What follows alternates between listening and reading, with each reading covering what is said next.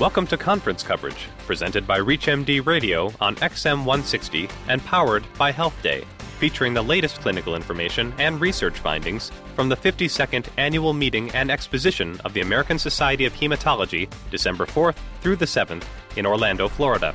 I'm your host, Dr. Matt Bernholtz. And I'm Sue Berg. This year's meeting attracted over 21,000 participants. The conference highlighted recent advances in the diagnosis, prevention, and treatment of hematologic disorders, with presentations focusing on understanding the underlying mechanisms of leukemia, lymphoma, and other hematologic malignancies, as well as novel treatment approaches for hematologic disorders such as sickle cell anemia, hemophilia B, and Wiskott-Aldrich syndrome. In one study, researchers at St. Jude Children's Research Hospital and the University of Tennessee Health Science Center developed a novel gene therapy approach for treatment of hemophilia B, which results from a deficiency in clotting factor IX. Investigators said they aimed to replace the factor IX gene using a modified adeno-associated virus as the delivery vector. Previous attempts at hemophilia gene therapy with adeno-associated virus have been unsuccessful, but the researchers modified this vector in several ways to make it more effective for increasing factor IX levels. The novel vector was administered to 4 patients, 2 receiving a low dose and the other 2 an intermediate dose. The patients were then followed for factor IX expression and potential toxicity, including liver injury. 2 patients had detectable levels of factor IX, 1 in the low group and 1 in the intermediate group, and no toxicities were found in any of the 4 patients. Investigators say these early results are encouraging that this approach will be a safe and effective way to treat patients with hemophilia B, but further testing is required. Next in planning is to look at higher vector doses. 1 or more co-authors disclosed financial relationships with Genzyme Inc., Third Rock Ventures, Novo Nordisk, and Shire Inc. In another study, researchers found a marked clinical improvement after stem cell transplantation among patients with Wiskott-Aldrich syndrome, a life-threatening immune disorder characterized by bleeding secondary to microthrombocytopenia, immunodeficiency, autoimmunity, and susceptibility to lymphoma. In 9 out of 10 patients, a clinical gene therapy protocol was associated with a reconstitution in patients' immune function and stopped bleeding. However, investigators reported 1 patient did not receive enough stem cells in treatment and failed to improve. Those who did appeared to experience robust immunity. However, more recently, 1 patient became ill with lymphoblastic leukemia, which the investigators believe was related to stem cell therapy, primarily due to the vector used. The investigators are currently attempting to improve the vector technology to reduce this risk in future trials without losing efficacy.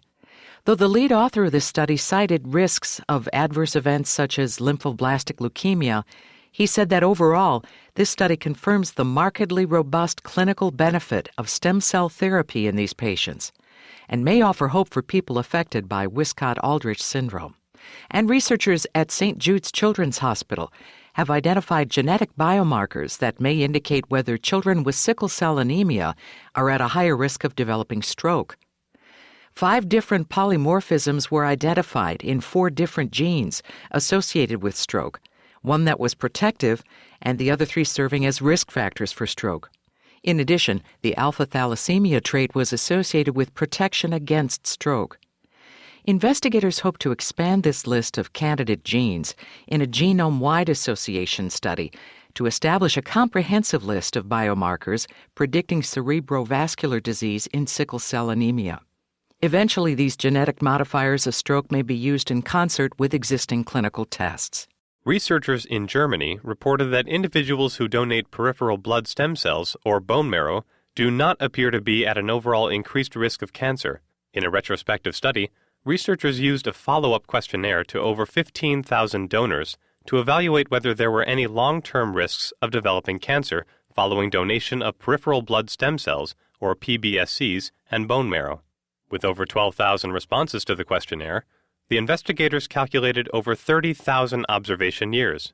They found unrelated PBSC and bone marrow donors did not carry an increased risk of developing cancer compared to the general population, and concluded that there was no evidence that PBSC or bone marrow donation might be unsafe. The high number of observation years supports the relevance of these findings. And in a second retrospective study, European researchers compared the benefits of double unrelated cord blood transplant versus single cord blood transplant in adults with acute myeloid or lymphoblastic leukemia in remission. It has been previously reported that recipients of double unrelated cord blood transplantation have a higher incidence of acute graft versus host disease, but no difference in leukemia-free survival when compared to single-unit umbilical cord blood transplantation recipients. In this study, at 3 years, patients still in first remission who received a double transplant had an unadjusted cumulative relapse incidence of 15%. The relapse rate in those who received a single transplant was higher, at 25%. The rate of leukemia-free survival was 53% in patients who received a double transplant and 39% in those who received a single transplant. However, 45% of those who received a double transplant experienced acute graft versus host disease, compared with 27% following a single transplant. Still, the study's lead investigator said these results demonstrate that not only is double cord blood transplantation feasible, but the procedure is associated with better overall outcomes, especially when used early in treatment. Kinase inhibitor nilotinib may improve survival in some patients with chronic myeloid leukemia, or CML, according to Italian researchers. In a Phase 2 study, investigators evaluated 73 patients with newly diagnosed Philadelphia chromosome-positive CML who received 400 milligrams of nilotinib twice daily. The investigators found that the complete cytogenetic response rate, or CCGR, was 96% at 12 months. The cumulative CCGR for participants was 100% within 12 months. In addition, overall survival, progression-free survival, and failure-free survival all reached 99%, and event-free survival was 92% after a median follow-up of 36 months. Investigators concluded that the rate of failures was very low during the first 3 years, and that responses remained stable with most patients, achieving optimal outcomes during the first 12 months. A second study found that patients with various types of CML respond well to ponatinib. Despite progress in CML therapy, patients who fail 2 or more tyrosine kinase inhibitors, as well as patients with T315I mutation, currently have no other treatment options. In this Phase 1 study, researchers evaluated 67 patients with various refractory hematologic malignancies who received a daily oral dose of ponatinib. Ponatinib was associated with a positive response in patients with various types of CML, including patients with CML in the chronic phase, CML in the chronic phase with T315I mutation, or CML in accelerated or blast phase, or with Philadelphia chromosome-positive CML. In addition, responses were seen in heavily refractory patients with or without mutations who were resistant to currently approved tyrosine kinase inhibitors. If confirmed by a larger study, these results may show ponatinib could be the next step in coming closer to overcoming and possibly preventing the most difficult mechanisms of resistance in CML and ultimately finding a cure. Investigators found that in some lymphoma patients, rituximab may be a better option than watchful waiting. Investigators in the UK randomized about 460 patients with asymptomatic stage 2, 3, or 4 follicular lymphoma to watchful waiting versus rituximab once a week for 4 weeks with or without maintenance therapy every 2 months for 2 years. 3 years into the study, the rituximab induction arm of the study was discontinued, as the efficacy of this drug as a maintenance therapy was clear. 49% of patients in the watchful waiting arm had not required new therapy, compared with 80% of patients in the rituximab induction arm and 91% of patients in the rituximab induction and maintenance arm. Investigators concluded that rituximab seems to significantly delay the need for new therapy. This finding could change the management of patients newly diagnosed with asymptomatic follicular lymphoma. In addition, a new treatment option appears effective for relapsed or refractory Hodgkin's lymphoma. Researchers evaluated the efficacy and safety of brentuximab vedotin in 102 patients with relapsed or refractory Hodgkin's lymphoma who had already undergone an autologous stem cell transplant. Tumor reduction was found in 94% of patients, and the objective response rate was 75%. 34% achieved a complete remission, and the drug was generally well tolerated. Investigators say these responses suggest that, if approved by the FDA, brentuximab vedotin may become an important treatment option for patients with relapsed or refractory Hodgkin's lymphoma. Several authors of these studies disclosed financial relationships with pharmaceutical companies. For patients with venous thromboembolism, or VTE, investigators reported new treatment options which appear promising, and new risk prediction models that may be useful for clinical management of these patients. It has been unknown whether treatment strategies for cancer patients with venous thromboembolism should vary according to patient and malignancy characteristics, and whether patients with low risk of VTE recurrence can be identified. Canadian researchers aim to develop a risk prediction system to identify patients with low and high VTE recurrence risk. Charts were evaluated for over 500 cancer patients with VTE, followed between the years 2002 and 2004, and 2007 and 2008. Investigators were able to stratify patients with cancer-associated thrombosis into categories of low or high-risk recurrent VTE. The generalizability of the prediction model has yet to be established, however. Another study looked at whether patients with pulmonary embolism can be treated at home.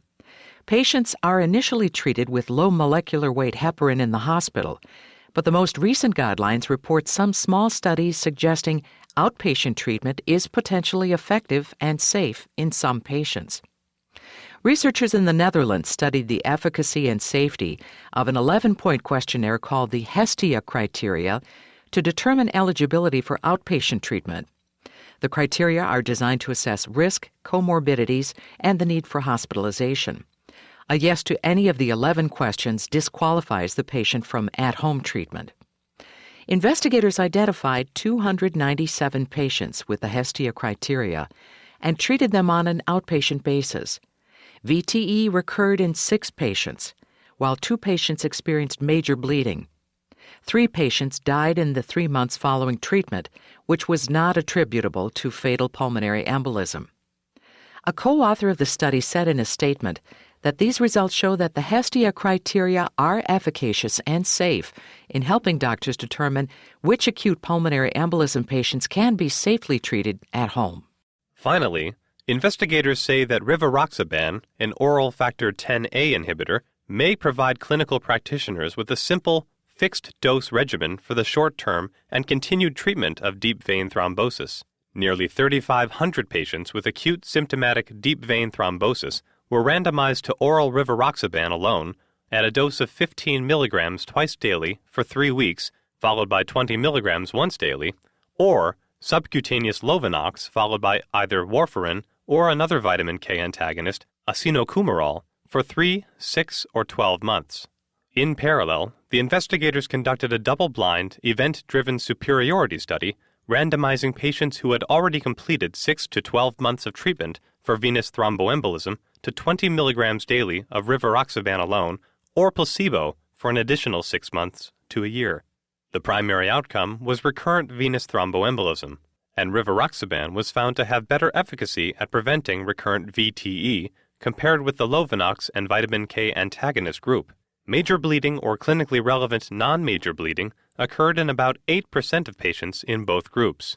In the continued treatment study, patients receiving rivaroxaban experienced 8 VTE events, while those who received placebo experienced 42 events. There was no statistically significant difference in non-fatal major bleeding events between the two groups.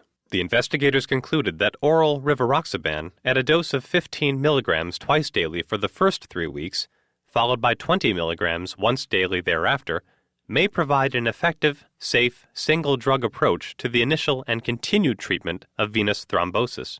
The study was funded by Bayer Schering Pharma and Ortho McNeil. Several authors disclosed financial ties to these and other pharmaceutical companies. Thank you for listening to conference coverage from the 52nd Annual Meeting and Exposition of the American Society of Hematology, December 4th through the 7th in Orlando, Florida. Conference coverage is a presentation of ReachMD Radio, broadcast on XM 160 and by live stream at ReachMD, and powered by Health Day.